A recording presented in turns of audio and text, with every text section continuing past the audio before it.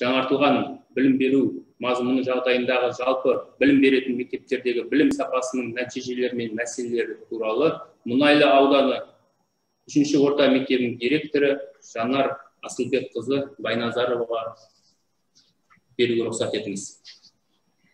Қайырлы күн, құрметті тамыз кеңесіне қатысушылар, әріптестер, сіздерді жаңа оқу жылының басталуымен шын жүректен құттықтаймын.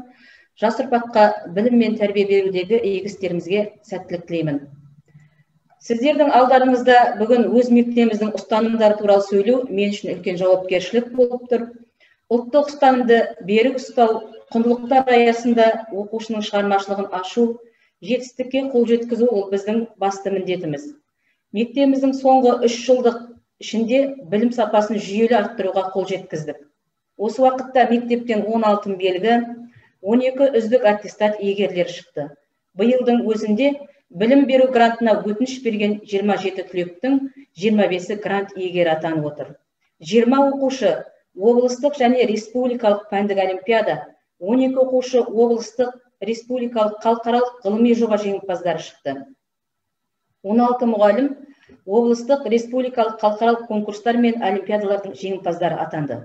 Бір мұғаліміміз ерен еңбегі үшін мемлекеттік наградасымен марапатталса, бір мұғаліміміз облыстық жыл адамы атанды. Мектебімізді осылай жүйелі түрде жан-жақты дамыту мақсатында біз 5 бағытта жұмыс жасап келеміз. Бірінші бағытымыз мұғалімдердің кәсіби деңгейін арттыру. Өткен оқу жылында біздің мектепте Блум таксономиясын тиімді қолдану тақырыбындағы облыстық семинарға жан-жақтан 100-ге жуық мұғалім келді. Мектебіміздің 18 мұғалімі сабақ көрсетіп, тәжірибелермен бөлісті. Біздің мектептің мұғалімдерімен Ақтау қаласындағы Назарбаев зияткерлік мектебі мұғалімдерімен бірге серіктес мектептерге арналған семинар ұйымдастырдық. Семинарда 2 мектептің 40 мұғалімі командалық сабақтар көрсетті. Мұндай тәжірибе алмасу біздің мұғалімдерге тың серпін берген анық. Осындай бағыттағы жұмысты біз алдағы уақытта да жалғастырамыз деп жоспарлап отырмыз. Сонымен бірге 20 мұғалімнің үздік сабағы республикалық үздік 100 сабақ жинағында жарық көрді. Облыстық жетекші мектептер арасында өткен сайыста үздік жетекші мектеп атануымыз және соңғы 2 жыл қатарынан ауданда үздік орта мектеп атануымыз бұл мектеп ұжымының ынтымақтасқан еңбегінің арқасы.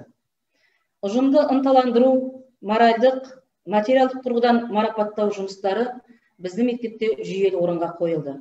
Мектепшілік жыл сынып жетекшісі, жылдың үздік мұғалімі, үздік оқу кабинеті, тағы басқа номинациялар бойынша мұғалімдерді марапаттау, ынталандыру жұмыстары жыл сайын өткізіп отырамыз. Екінші бағыт бұл білім сапасын арттыру, оқушыларды ынталандыру. Білім сапасын арттыру мақсатында мұғалімдер мен оқушылардың алдында және әр сынып өзінің алдына сапа межесін қойды. Яғни 1-ші тоқсандағы оқу сапасын жыл соңына дейін түсірмей жүйелі түрде арттыру міндеттелді. Бұндай күрделі жұмысты қадағалап, бақылау жасау, қорытынды жасау мектеп әкімшілігі мен оқушылардан құралған өзін-өзі басқару тобына тапсырылды. 90 сайын бақылау жұмыстары алынып, мониторинг жасалды. Білім сапасы төмендеген сыныптарда сабақты зерттеу бойынша жұмыс жүргізілді. Ал сапасы жоғарылаған сыныптарға ауыспалы білім кубогы берілді. Және жыл соңында дарынды оқушыларға мектеп мақтанышы, жыл оқушысы секілді арнайы төсбелгілермен марапаттап отырдық. Нәтижесінде мектептің білім сапасы 46,4%-дан 55,6%-ға өсуге қол жеткіздік. Үшінші бағытымыз бұл оқушылардың таным деңгейін кеңейту. Оқушылардың функционалдық сауаттылығын көтеру мақсатында мектебімізде 3 танымдық жоба іске асырылып, бірінші жоба бұл 2017-18 оқу жылынан бастау алған 100 кітап жобасы.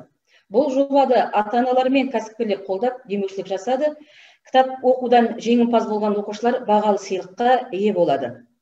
Шығарма кейіпкерлерін талдап, әртүрлі тақырыпта пікірсайыстар өткізуге дағдыланған оқушылардан зияткер пікірсайыс клубын құрдық. Осы клубтың 2 мүшесі 2018 жылы Шахмардан Есенов атындағы университетінің ректор кубогына арналған республикалық турнирде 2-ші орын иеленіп, 75% грант жеңіп алған болатын. Биылғы республикалық деңгейдегі пікірсайыс турнирінің үздік спикері де біздің мектептің оқушысы болды. Бұл 100 кітап жобасы қашықтан оқыту кезінде де жүзеге асырылды. Оқушылар өзінің оқыған шығармаларынан бейнероликтер, буктрейлерлер жасап ұсынды. Екінші жоба бұл жас ғалымдар жобасы. Оқушылардың зерттеу жұмыстарын дамыту мақсатында географ, публицист, этнограф ғалым Серікбол Қондыбайдың өмірі мен шығармашылығына арнап Серікбол тану клубы ашылды. Кабинет жасақталды. Мектепте Серікбол тану факультатив сабақтары жүргізіледі. 2 жылдық жұмыстың нәтижесінде ғалымның еш жерге жарияланбаған қолжазба түріндегі қазақ рәміздер жағрапиясы атты мақаласын бойынша зерттеу жұмыстарын жүргізіп, музей ашылды. Осы музейге қойылған экспонаттардың барлығы да оқушы, ата-ана және мұғалімнің қолынан шықты. Енді бұл музейдің құндылығы өте жоғары біз үшін, себебі мұнда өлкетану пәніне қажетті ақпараттар арнайы QR кодтар арқылы ғалымның түсіндірмесімен бейнебаяндар түрінде берілді. Музейіміз облыстық үздік мектеп музей сайысынан 1-ші орынды иеленді. 3-ші жоба бұл мектептің телестудиясы. Журналистік мамандыққа қызығушылық танытқан оқушылар айына 1 рет мектебіміздің жаңалықтар топтамасын жүргізіп, көпшілікке ұсынады. Мұнда тележүргізушілік мамандығының қыр-сырымен танысып, жұртшылық алдында сөйлеу мәдениетін қалыптастырады. Оқушылар өз бағдарламасын жүргізу үшін мектеп жаңалықтарын жинақтап, өз деңгейінде мәтін құрастырады. Біздің енді 4-ші бағыттағы жұмысымыз білімді ұлттық салт-дәстүрмен және ұлттық құндылықтармен ұштастыру болды. Бұл бойынша бізде мектепте домбыра дастан, асық ату және шебер қолдар үйірмелері табысты жұмыс жасап келеді.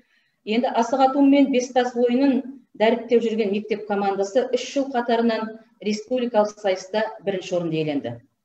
Оқушылардың қолынан шыққан ұлттық бұйымдар облыстық, республикалық көрмелерден жүлделі орындарды алып отырды. Домбыра дастан мүшелерінен құралған мектебімізде ансамбль құрылды. Сонымен қатар балалардың жүрегіне қасиетті күйдің құдіретін сіңіру үшін қоңырау дыбысына күй әуені ойнатылады. Мектептің 1-ші қабатында қазақтың киіз үй орналастырылды. Ұлтымыздың қолөнер туындылары мен өлкеміздің тарихы, табиғаты, әдет-ғұрпы туралы ауылымыздың тарихынан, мектеп тарихынан оқушыларға молынан мәлімет берілді. 5-ші бағыт бұл оқушыларды қайырымдылыққа тәрбиелеу. Бұл бағытта оқушылар мен ұстаздар, ата-аналар бірлесіп ауылдағы жалғызілікті қарттардың үйіне және аз қамтылған отбасыларына қайырымдылық шараларын үнемі жүргізіп отырады. Бұндай шаралар бізде оқушылардың бастама көтерумен өткізілетінін атап өткеніміз жөн. Енді кез келген мәселенің 2 жағы болатыны белгілі. Жоғарыда аталған шаралар оқушыларды ой-өрісі кең, еркін ойлы, жан-жақты сауатты тұлға қалыптастыруда жаңартылған білім беруге бағытталған жұмыстардың бір тобы ғана. Алайда жаңартылған білім беру жағдайында білім беру ұйымдарында кездесетін мәселелерде бар екені жасырын емес. Жаңа Асқар Әбейұлы өзі баяндамасында атап өткендей, қазіргі уақыт мектептердің материалдық техникалық базасын талапқа сай жаңартуды қажет етеді. Мұғалімге жұмыс жасауға, оқушының білім алуына толыққанды жағдай туғызу үшін әр оқу кабинетінде интерактивті тақта мен компьютер, принтер, тағы басқа құралдарын және жаңа пән кабинеттерін алуды қарастырса, сондай-ақ жаңадан алынған компьютерлерге лицензиясы бар бағдарламаларды орнату және сандық ресурстарға көшуімізге байланысты мектепте ақпараттық технологиялар жөніндегі штат бірлігі берілсе деген ұсыныс айтқым келіп отыр. Енді құрметті әріптестер, Алталаштың баласы бас қосса, 4-де орын мұғалімдікі деген Алаш көсемі Мағжан Жұмабаевтың жанға тигізе жеріне жеткізе айтқан тағылымды сөзі қоғамның ұстазға деген көзқарасын көрсетпей ме? 4-ден алатын ұлағат ұстаздардың еңбегіне табыс тілеймін. Жаңа оқу жылы сәтті басталсын. Назарларыңызға үлкен рахмет. Рахмет, Жанар Асылбекқызы. Дұрыс айтып отырсыз. Мен материалдық техникалық базаны жақсарту бойынша және педагогикалық құрам бойынша жұмыстар алдағы уақытта жүргізуіміз қажет. Осы 3-ші орта мектебінің жетістіктерін бәріміз білеміз. Оқушыларда жоғары көрсеткіштер көрсетіп, әртүрлі конкурстарда, олимпиадаларда, сайыстарда өздерінің біліктілігін көрсетіп отыр. Сондықтан алдағы уақытта да сізге, сіздің жұмысыңызға табыстар тілейміз. Рахмет.